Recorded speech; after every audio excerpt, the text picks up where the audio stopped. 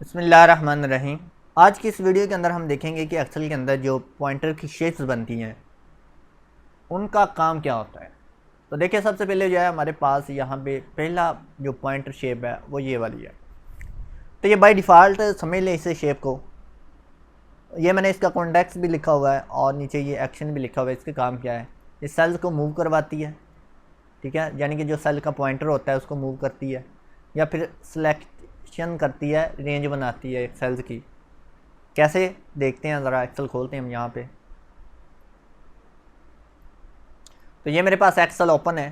اب دیکھیں یہاں پہ یہ میرے پاس ایک ورک شیٹ ہے۔ ورک شیٹ کے اوپر دیکھیں یہ پوائنٹر کی شیپ دیکھیں آپ کس طرح کی، یہ پلس کا سائن بنا ہوا ہے، وہ جو میڈیکل کٹ کے اوپر بنا ہوتا ہے، ٹھیک ہے نا، فرسٹ ایڈ کٹ کے اوپر یہ اس طرح کا سائن ہے وائٹ کلر کا، اور بلیک کلر کا اس کے ارد گرد بارڈر ہے۔ یہ دیکھیں یہاں پہ یہ ہمارا سیل سلیکٹ ہے، اگر یہاں پہ کلک کروں اب یہ سیل سلیکٹ ہو جاتا ہے۔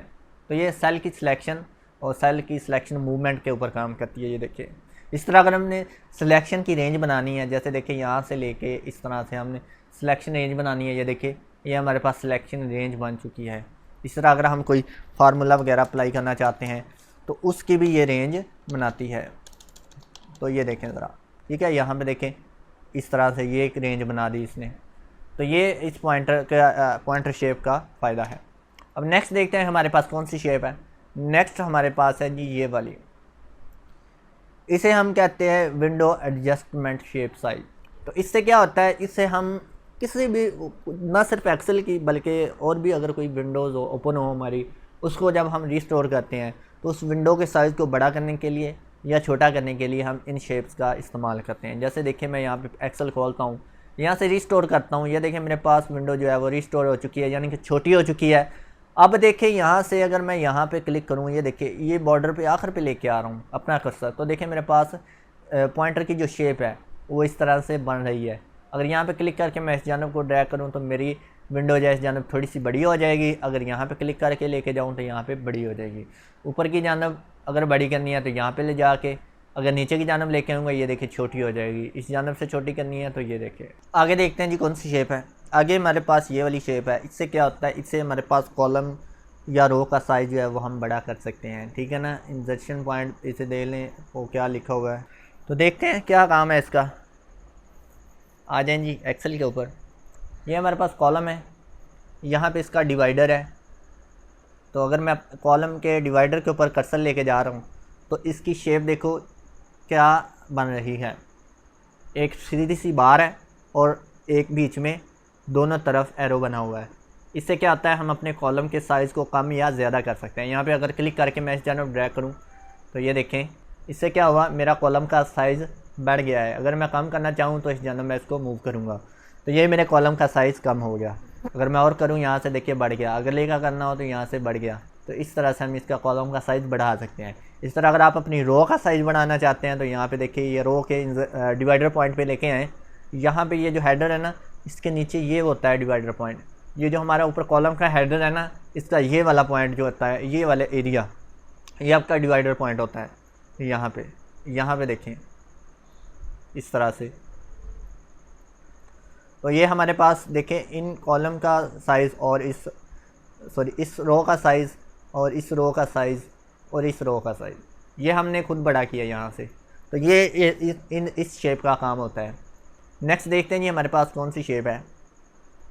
نیکسٹ ہمارے پاس ہے یہ والی سلیکشن شیپ۔ یہ ایک سلیکشن شیپ کیا کام کرتی ہے دیکھ لیتے ہیں، چلے ایکسل کھولتے ہیں۔ یہاں پہ ہمارے پاس یہ کالم کا اوپر ہیڈر ہے، اگر میں کالم کے ہیڈر کے اوپر یعنی کہ یہ ایف کے اوپر لے کے آتا ہوں یا جی کے اوپر لے کے آتا ہوں یا ای کے اوپر لے کے آتا ہوں تو یہاں پہ میرے پاس جو ماؤس کے کرسر کی شیپ بنتی ہے، تو یہاں پہ دیکھیں جو کرسر کی شیپ بنتی ہے وہ نیچے کی جانب ایک ایرو بن رہا ہے۔ یہ اگر میں یہاں پہ کلک کروں تو دیکھیں میرا پورا کالم جو ہے نیچے کی جانب اس طرح سے سلیکٹ ہو جاتا ہے، ٹھیک ہے۔ اب اس سلیکشن کا فائدہ کیا ہے، آپ کی کالم کے اندر جتنا بھی ڈیٹا ہے آپ اس کو ایک ہی وقت میں ایک ہی دفعہ جو ہے وہ ساری اس کی فارمیٹنگ کر سکتے ہیں، اس کا سٹائل چینج کر سکتے ہیں، بہت کچھ کر سکتے ہیں۔ یہاں پہ دیکھیں اگر میں اس کے اندر کلر کرنا چاہوں، اس کو بارڈر لگانا چاہوں تو میرا جتنا بھی کالم کے اندر سیلز ہوں گے ان سب کا ایک ہی دفعہ فارمیٹ چینج ہو جائے گا یا ان سب کی ایک ہی دفعہ سیٹنگ ہو جائے گی۔ اب اسی طرح اگر میں رو کے ٹائٹل کے اوپر لے کے آؤں، یہ دیکھیں یہ میرے پاس پوری رو سلیکٹ ہو گئی اس طرح، ٹھیک ہے نا. تو یہ رو یا کالم کا سلیکشن پوائنٹ اس سے کہہ لیں. اب نیکسٹ دیکھتے ہیں جی ہمارے پاس کون سی شیپ ہوتی ہے. نیکسٹ ہمارے پاس ہے جی یہ والی فل کارنر. تو یہاں پہ دیکھیں سیل پہ یہاں پہ ایک ڈاٹ سا بنا ہوتا ہے، اور ڈاٹ کے اوپر جب ہم کرسر لے کے آتے ہیں تو ہمارے پاس اس طرح کا ایک بلیک کلر کا پلس کا سائن بنتا ہے. تو یہ کیا کرتا ہے، ہمارے سیل کے اندر جو انفارمیشن ہوتی ہے اس کو آٹو فل کرتا ہے. کیسے، چلے ہم یہاں پہ آ جاتے ہیں واپس. تو یہ دیکھیں میں یہاں سے زوم کرتا ہوں سیل کو. اب اس کے اندر میں ایک نام لکھتا ہوں. وہ نام کیا ہے جی، یہاں پہ میں لکھ لیتا ہوں جی MS ایجوکیشن. یہ میں نے لکھا.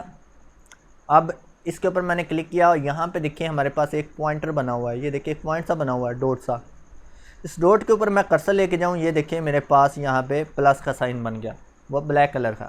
اگر میں کلک کر کے نیچے کی جانب اس سیل پہ لے کے آؤں تو اس سیل میں دیکھیں ایک سائڈ کے اوپر MS ایجوکیشن لکھا نظر آ رہا ہے نا آپ کو چھوٹا سا.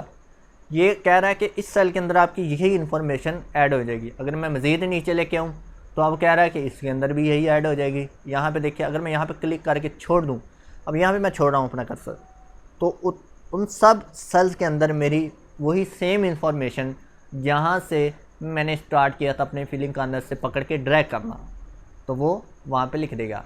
تو آپ یہ انفارمیشن نہ صرف نیچے کی جانب بلکہ رائٹ، لیفٹ، اپ، ڈاؤن، آپ چاروں جانب جو ہے فل کر سکتے ہیں. جیسے دیکھیں میں اس جانب کرنا چاہوں، یہ دیکھیں اگر میں یہاں سے فل کارنر سے پکڑ کے اس جانب لے کے جاؤں، یہ دیکھیں تو اس جانب بھی میں فل کر سکتا ہوں. یہ دیکھیں جی اگر رائٹ جانب کرنا ہے تو یہاں سے میں رائٹ کی جانب لے کے جاؤں تو یہ میری لیفٹ اور رائٹ دونوں جانب جو ہے وہ فل کر دے گا. اگر اوپر کی جانب یہاں سے ڈریگ کروں تو یہ دیکھیں اوپر کی جانب بھی میری انفارمیشن کو فل کر دے گا. تو یہ فلنگ کارنر ایک اور بڑا مزیدار اس کا کام ہوتا ہے ایکسل کے اندر. وہ یہ ہوتا ہے کہ اگر آپ سیریز لگانا چاہتے ہیں، یہاں پہ دیکھیں دو سیلز کے اندر ہم نے ڈیٹا لکھا 1 2، تو ان دونوں کو اگر میں اس طرح سلیکٹ کروں، یہاں پہ ابھی ان کا فلنگ کارنر کو پکڑ کے نیچے ڈریگ کروں، دیکھیں آٹومیٹک یہ سیریز بنا دے گا. ہے نا مزیدار سا کام. تو یہ کام ہے جی فلنگ کارنر کا. اب نیکسٹ دیکھتے ہیں جی کون سی شیپ ہوتی ہے.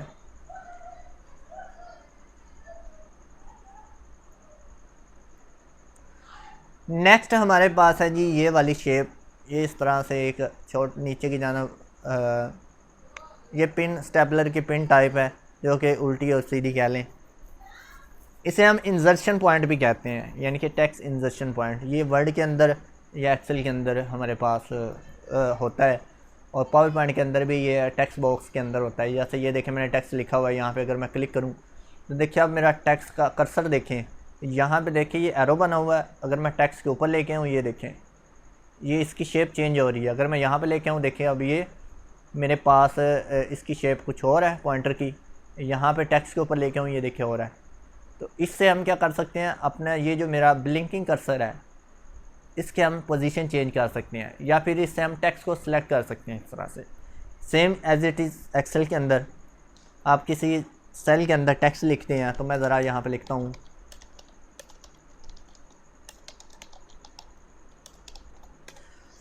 اب دیکھیں یہاں پہ اگر میں ڈبل کلک کروں تو دیکھیں یہاں پہ میرے پاس کرسر کی جو پوائنٹر کی شیپ ہے وہ تبدیل ہو رہی ہے. یہاں پہ کلک کروں، یہ دیکھیں اب یہاں پہ میں مزید اپنا ٹیکسٹ لکھ سکتا ہوں. یہاں پہ کلک کروں، اب یہاں پہ میں اپنا ٹیکسٹ مزید لکھ سکتا ہوں. اگر یہاں سے میں نے سلیکشن بنانی ہے تو یہاں پہ کلک کر کے میں اپنے انسرشن پوائنٹ سے اس جانب سلیکشن بنا لوں گا. ان کا اگر میں نے ٹیکسٹ کا کلر چینج کرنا تو یہاں پہ دیکھیں جن کی سلیکشن بنائی ہے ہم نے انسرشن پوائنٹ سے، اس کے ہم کلر بھی چینج کر سکتے ہیں. ٹھیک ہے، تو یہ اس طرح سے ہم اس کے کلرز وغیرہ بھی چینج کر سکتے ہیں. اب نیکسٹ دیکھتے ہیں جی ہمارے پاس کون سا پوائنٹر ہے. نیکسٹ آ جائیں جی یہ والا پوائنٹر ہے ہمارے پاس موونگ پوائنٹ. تو اس کو میں موونگ شیپ یا موونگ پوائنٹر اس لیے کہتا ہوں کیونکہ اس سے جو ہے وہ ہم سیلز کی جو پوزیشن ہے وہ ہم تبدیل کر سکتے ہیں، یا گرافکس جو اگر کوئی تصویر وغیرہ ہم نے انسرٹ کیا ہے یا کوئی آبجیکٹس وغیرہ ہم نے لگائے ہیں ان کی شیپ پوزیشن جو ہے وہ چینج کر سکتے ہیں. جیسے دیکھیں میں یہاں پہ اگر آؤں ایکسل کے اندر واپس، یہاں پہ انسرٹ کے اندر میں اگر کوئی شیپ بناتا ہوں، اب دیکھیں یہ میں نے ایک ہارٹ کی شیپ لگائی ہے، اس کو اگر میں نے موو کروانا ہے، دیکھیں میں اس کے اوپر کرسر لے کے جا رہا ہوں، یہ دیکھیں تو میرے کرسر کی جو شیپ ہے وہ تبدیل ہو رہی ہے۔ اب یہاں پہ کلک کر کے اگر میں اس جانب ڈریگ کروں، دیکھیں رائٹ جانب کر رہا ہوں تو میرا شیپ جو ہے وہ رائٹ جانب جو ہے وہ موو کر رہا ہے یہاں پہ اس جانب، یہ دیکھیں اس طرح سے، ٹھیک ہے۔ اسی طرح اگر ہم کسی ٹیکسٹ کے سیل کو موو کرنا چاہتے ہیں، جیسے یہ سیلز ہے، اس کی پوزیشن چینج کرنی ہے میں یہاں پہ دیکھیں اس کی باؤنڈری کے اوپر، یہ میرا سیل ہے، یہ اس کی باؤنڈری ہے، یہ والی، اس کو موو کرنا ہے تو یہاں پہ دیکھیں اگر میں کلک کر کے اس جانب لے کے جاؤں تو یہ دیکھیں، ٹھیک ہے، یہاں سے میں اس جانب لے کے جاؤں تو میرا سیلز کا جو ٹیکسٹ ہے وہ موو ہو رہا ہے۔ تو اگر آپ ایک سے زیادہ سیلز کو موو کروانا چاہتے ہیں، جیسے یہ دیکھیں 1 2 3 4، جتنے سیلز آپ سلیکٹ کریں گے اتنے ہی آپ کے موو ہو جائیں گے۔ یہاں پہ کلک کر کے یہ دیکھیں باؤنڈری، چاہے آپ نیچے کر لیں یا رائٹ کے اوپر یا لیفٹ کے اوپر، جو باؤنڈری ہے اس کے اوپر آپ نے کرسر لے کے جانا ہے یہاں پہ۔ اب دیکھیں، یہ دیکھیں جی، اس طرح سے آپ موو کروا سکتے ہیں، ٹھیک ہے۔ نیکسٹ آگے ہمارے پاس پوائنٹر کیا ہے، نیکسٹ ہمارے پاس یہ والا ہے، یہ آپ کو پتہ ہے کیا کام کرتا ہے، چلیں ہم دیکھ لیتے ہیں۔ اس کا کام جو ہوتا ہے یہ ریبنز کے اوپر ہوتا ہے۔ جب آپ ریبنز کے اوپر یا اپنے یہ ہوم مینیوز بار کے اوپر لے کے آتے ہیں، یہاں پہ آپ کی اس کی پوائنٹ کی شیپ بدل جاتی ہے۔ اس سے آپ کسی بھی لکھے ہوئے ٹیکسٹ کے اندر، سیلز کے اندر، ان کی اگر ہم نے یہاں سے کوئی فارمیٹنگ کرنی ہے یا کسی چیز کو اپلائی کرنا ہے، یہاں سے ہم ایزیلی کر سکتے ہیں اس پوائنٹر کی مدد سے۔ آئی ہوپ آپ کو جو ہے یہ پوائنٹرز کی کلاس جو ہے وہ پسند آئی ہوگی۔ تو انشاءاللہ جو ہے وہ نیکسٹ جو ہے وہ ہمارا ایکسل کا کورس سٹارٹ ہے، ان ویڈیوز کو بھی دیکھیں اگر آپ ایکسل سیکھنا چاہتے ہیں۔ تو ایکسل شروع کرنے سے پہلے یہ والی چیزوں کا آپ کو پتہ ہونا لازمی تھا، تو یہ میں نے اس لیے ویڈیوز بنائی ہیں آپ کے لیے، ٹھیک ہے۔ ملتے ہیں جی نیکسٹ ویڈیو میں، تو ہمیں یاد رکھنا، اللہ حافظ۔